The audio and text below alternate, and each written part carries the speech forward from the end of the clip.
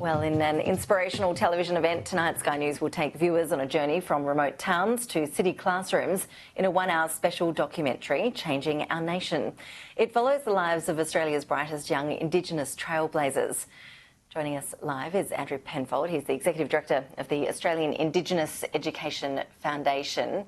Andrew, thank you for your time. Appreciate you joining us. Just firstly, tell us a bit about this program, how the foundation runs, just how many children are involved. Thanks, Ash. So we currently support around 400 Indigenous students a year who are on scholarships at some of the leading boarding schools all around Australia and at some of Australia's leading universities as well. So essentially, there's two aspects of the program we do. The first is to co-fund the cost of the school fees and boarding and tuition fees for the students to attend those schools, and we co-fund those in partnership with their parents who also make a contribution. And secondly, we also help the students once they graduate from Year 12 or university to help them transition into their career to get gainful employment after they finish. And so what are the actual outcomes? Those are the aims, obviously. What sort of outcomes have we seen in terms of how those scholarships are actually changing the direction of a child's life? It must be a pretty huge change for these kids. I mean, plenty of opportunities. Also, I imagine challenges for some of them along the way as they adapt to a pretty different environment than the one they've grown up with. Yeah, I mean, the outcomes are really fantastic. We've been tracking ever since we started. We've been going for about 12 years now, and ever since we started, we've been tracking the annual retention in Year 12 completion rate every year, and that's consistently been over 90%.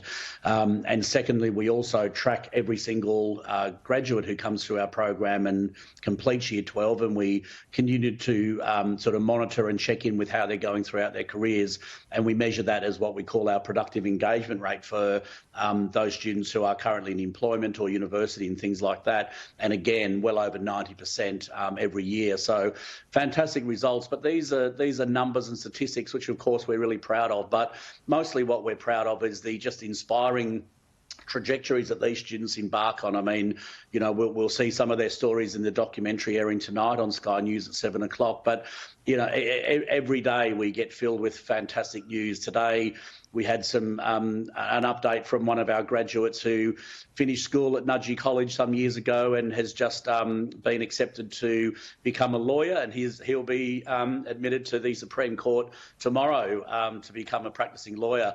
Another young lady who went to Seymour College in Adelaide, which is the same school that Kira went to, who's going to be in the documentary tonight. She's today just got advice that she's been accepted into a role with the Northern Territory Police, working in community with the local police up there. Again, we've had another young lady graduated and has just been offered a position, graduated from university with an engineering degree, and has just been offered a graduate position with BHP as well. So, you know, the numbers and the statistics are fantastic, but I think what we really are really proud of and really pleased about is really that kind of trajectory and success that the students are having once they leave school, and really just, you know, taking control of their lives and making their own decisions about what they want to do with their future and giving back. Yeah, it's really great to see these sort of positive stories coming out, and the stories you told there, it's great to hear, especially because a lot of the attention we see focused in this space can often be pretty negative. It seems that every year we report on the Closing the Gap benchmarks and we're left disappointed at the lack of progress being made.